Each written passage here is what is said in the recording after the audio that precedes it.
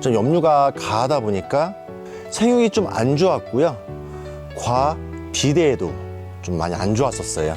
실생으로 심는 것과 정목류로 심는 거에 대해서 수확량이라든지 그 품질이라든지 서로 장단점이 있습니다.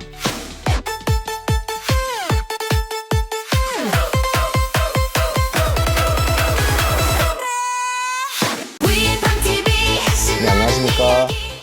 오늘은 천안에 있는 오이 농장에 나와 있습니다. 예전에 방문했던 농가였는데 좀 염류가 가하다 보니까 생육이 좀 안 좋았고요. 비대에도 좀 많이 안 좋았었어요.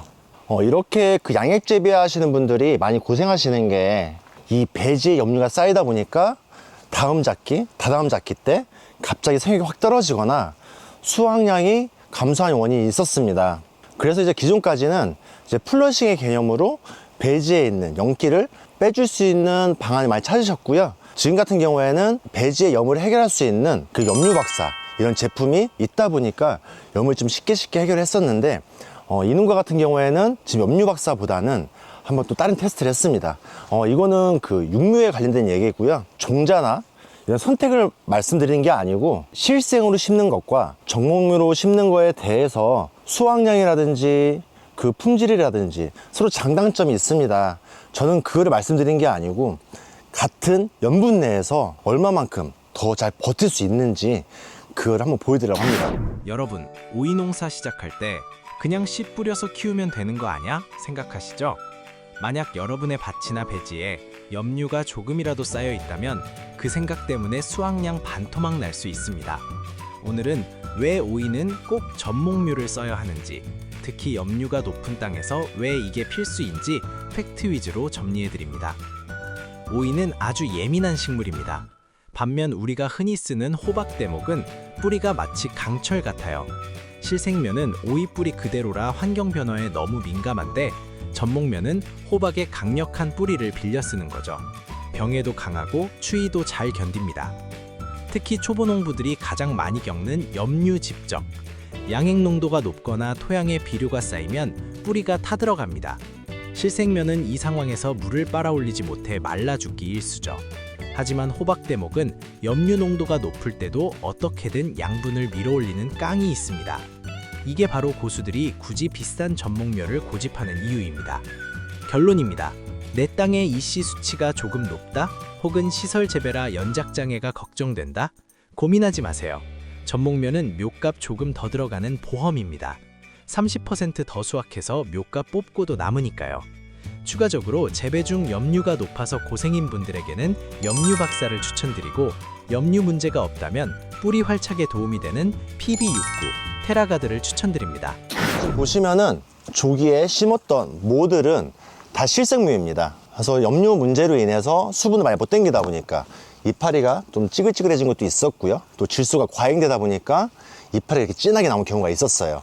근데 옆에 같은 경우에는 한번 다음 잡기를 위해서 전목류로 했을 때 어떨지 한번 이렇게 전목류를 2주 정도 심어 봤습니다. 지금 염류 같은 경우에는 이 모든 배지가 한 5 이상 좀 왔다 갔다 하는 상황이고요. 큰 놈들은 염분패를 받기 때문에 좀 비대라든지 이런 게 좀 소홀치는 않아요. 근데 전목류를 좀 늦게 한번 심어봐 테스트를 해봤는데 일단은 과가 안 달려 있어서 아니면 키가 덜 크다 보니까 먼저 심은 것보다는 당연히 정상이겠지 생각을 하실 수가 있습니다.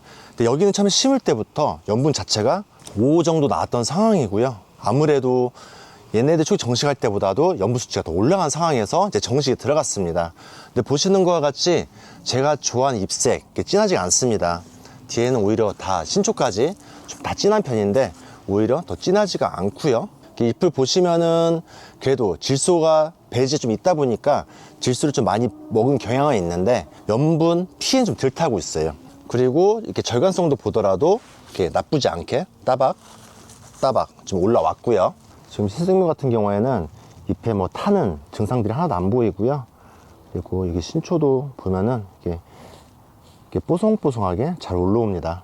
타서 이렇게 오돌오돌하게 탈 준비를 하는 것도 많이 보이고 이렇게 탄 것도 많이 보이고 그 신초를 봤을 때는 신초가 확실히 작죠, 사이즈가. 이렇게 양액 재배에서처럼 염분이 높던지 토경에서도 염분이 높은 사례들이 많이 있습니다. 염분이 낮은 경우에는 실생을 하시는 게 뭐 비용적인 면도 괜찮고요. 뭐 후기 수확량이나 품질도 더 좋게 유지하실 수가 있어요. 전목류의 특징이 다른 장점도 있지만 이렇게 염분이 높은 상태에서는 비용을 좀 더 들이시더라도 전목류를 하시는 게 수확량이나 과합 품질을 더 좋게 만들 수가 있습니다. 요즘 대부분 그 접목으로 하시는 건 알고 있는데 가끔 가다가 이제 그 토경을 하시다가 양액으로 넘어가실 때 다른 양액 재배 하신 농가들 방문하고 나서 그쪽에서 실생으로 잘 키웠다고 하니 나도 한번 실생으로 키워볼게. 세배지, 올해 처음 쓰는 세배지에서는 가능할 수가 있어요. 근데 여기 같은 경우에도 세 작기, 네 작기 돌린 상황입니다. 그럼 염분기가 배지에서 많이 올라왔기 때문에 전목무로 하시는 게 좀 수월하고요. 그러면은 염분이 올라왔을 때 염류박사를 쓰면 되지 않느냐. 염류박사를 쓰셔도 되는데 염류박사를 썼을 때도 실생묘와 전목묘가 끼어난 소득 자체가 틀립니다. 그래서 염분 피해가 있다고 했을 때 염류박사의 선택도 중요한 포인트가 되겠지만 초기 모 선택을 하시는 것도 정말 중요하고요. 이 배지 같은 경우에도 초기 그 염이 안 쌓이게끔 주기적으로 관리를 좀 해주셔야 돼요. 이런 미세한 하나의 차이가 농가 수입에 영향을 많이 받기 때문에 이런 하나하나한 거 좀 따져가시면서 농사를 지시면은 농사가 좀 한결 쉬워지고요. 결과적으로는 어떠한 방법으로든지 간에 뿌리가 활착이 잘 되어 있어야 작물이 잘 클 수밖에 없어요. 그런 이제 뿌리 관리에 있어서 실생보다는 좀 접목이 더 좋은 편이고, 그리고 이제 자재로 활용을 했을 때도 접목물을 쓴다 하더라도 염류가 높다 하면은 염류박사를 써주시고요. 그 염류가 떨어진다 그러면은 이제 뿌리 발근해 주셔야겠죠. PB육구와 테라가드를 써줌으로써 뿌리 활착과 뿌리 스트레스를 경감시키기 때문에 농가분들이 그림을 그릴 수 있는 그 상황까지 만들 수 있다고 저는 생각을 합니다. 이런 이제 모종 선택부터 일단 추후 관리까지도 신경을 쓰셔가지고 정말 그 행복하고 돈이 되는 농사를 지었으면 좋겠습니다. 오늘 영상이 도움되셨다면 구독과 좋아요 부탁드리고요. 여러분의 농장 상태가 궁금하면 댓글로 남겨주세요.